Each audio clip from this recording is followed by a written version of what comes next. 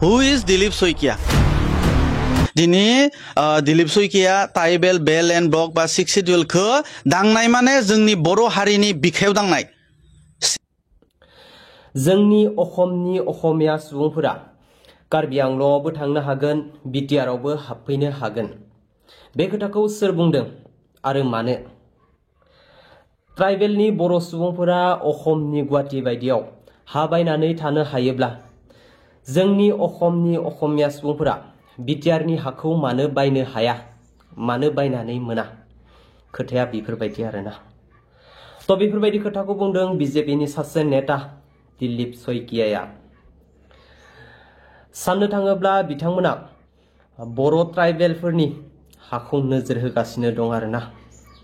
जानो हागौ बिथांमोना बेफोर टारगेटखौ लानानैनो बिजेपिया बेबाराव बिटिआरआव इलेक्शन गेलेनो नागिरदों थारैनो बे इलेक्शनाव देरहानानै बिटिआरआव बिजेपिया पावारखौ मोनमारोब्ला जोंनि ट्राइबेल बर' सुबुंफोरा मा जामारगोन 100% माइनरिटी जानांगोन आरो जोंनि जितु मोनखानाय पावारफोर जितु थाखानाय पावारफोर बेफोरबो लासै लासैनो गोमालांनो हमगोन आरोना तो बेफोरखौ लानानैनो बिजेपिनि नेता दिलीप सयकियानि सायाव दिपेन रामसियारिनि गोख्रों सोंखारिनाय नोंथांमोना मोजाङै गोसो होनानै खोनासंलां मैया आंबो निउसनि गेजेरजों बिजेपिनि आफादगिरि दिलीप सयकिया बुंनाय बाथ्राखौ आंबो खोनानो मोनदों बाथ्राया खोब साननो गोनां जानानै फैदो भारतनि संबिजितनि आगाननै सिगाङाव थांना दिलीप सयकिया बाथ्रा बुंदों भारतनि संबिजितनि सायाव दिलीप सयकिया नामा हु इज दिलीप सयकिया हु इज दिलीप सयकिया बे ट्राइबेल बेल एंड ब्लक बा हयतो 6 शेड्यूल एरिया बा बिटिसिया जोंनि बर' हारिया बेसेबांबा संग्राम खालामनानै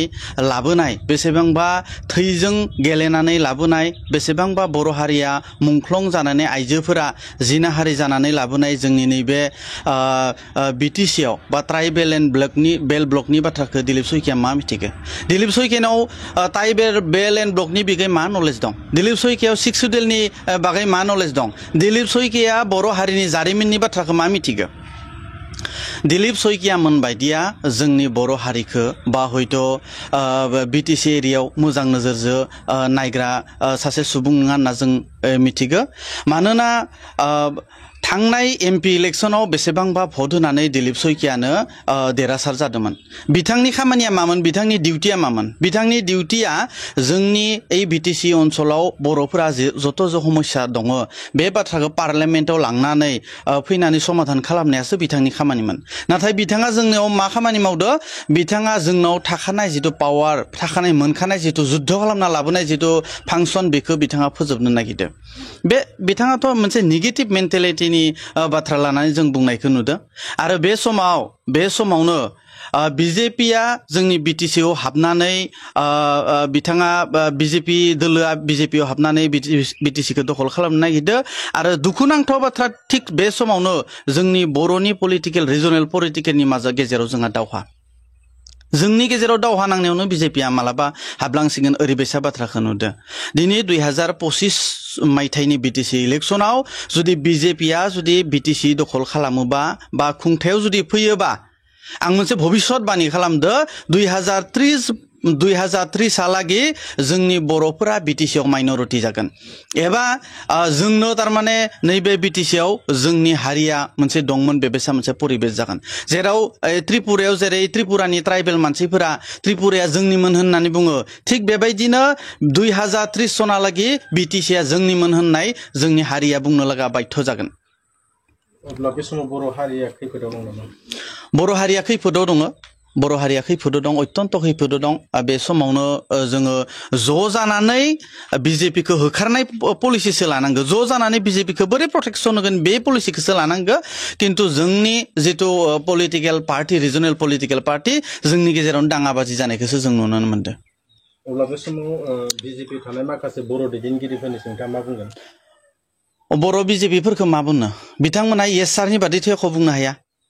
ESR नि बादै बिथांमोना एख' बुंनो हायि मोनसे परिबेस जानानै दङ दिनै बिजेपिया जुदि बुङो पर्बत जरायाव बर'खौ उच्चेद खालामगोन बर' बिजेपिफोरा बुङो yes sir दिनै हनितपुराव जुदि 40-50टा बर'खौ एफेक्सननि थाखाय जुदि नटिफिकेसन पठायो इसोर बुङो yes sir दिनै दिलीप सयकिया बुंदो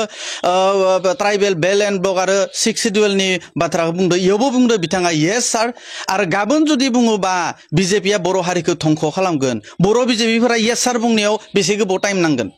तो बाथ्राया जाहैदों मा जाहाथे त्रिपुरा बायदि जोंनि बर' माहारिया जाया जों खोब साननो गोनां मोनसे परिबेस जानानै फैदो जों रिजनेल पलिटिकल पार्टिया लोगो नांबासो बिजेपिखौ प्रटेक्शन खालामगोन अन्यथा जों बिथांमोनखौ प्रटेक्शन खालामनो हाया दा बर' बिजेपिफोरखौबो माबा मोनसे कारनाव बिथांमोना बिजेपि पलिटिकल पार्टिजों दङैयोमोन आं बे समाव बिथांमोनखौबो माने सावरायनो लुगैयाखै